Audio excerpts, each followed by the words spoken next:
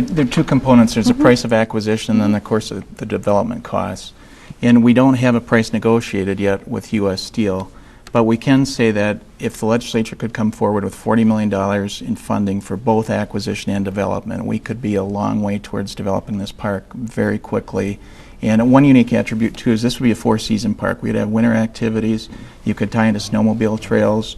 It would afford people who can't afford cabins year-round opportunities to recreate at one of the most beautiful places we have in the state. And is it necessary to get both the acquisition and the development funding at the same time, or would it work to just get the property in the hands of the state to hold for a while until the budget situation gets better? For the reasons Steve mentioned economically, and just to get this thing going, they have to be linked absolutely together at the same time.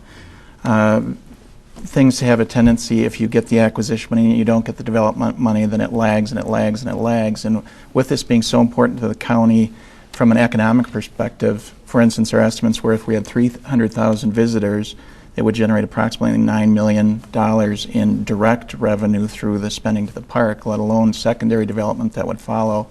The time is now to do it. It's going to happen. It's going to be all or nothing this session in the next 2 to 3 weeks. Mayor Abrahamson, how important is it for the county to get land back? We know that Senator Bach has mentioned that is part of this negotiating process.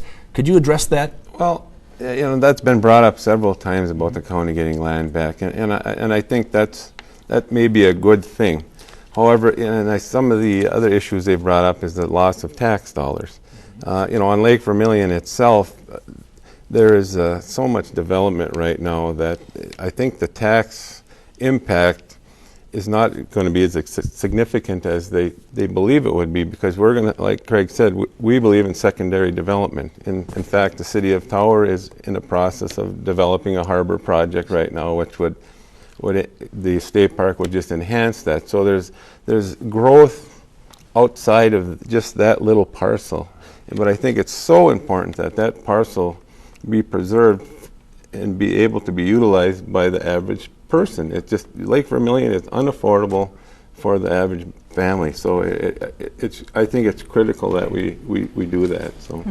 And what kind of amenities would you envision being there if this all comes through, so that people could have access to Lake Steve Vermilion? mentioned it'd be a wide range of things, from camper cabins to fishing access, to offering opportunities for connecting trails. Maybe the snowmobiles and the ATVs could be coming right through, could come through and end stage and camp there on their way to other destinations. So it'd be a whole gamut, geocaching, all these other things, plus the cultural things to tie in with the band and have cultural and historic presentations as well. Just the sky's the limit.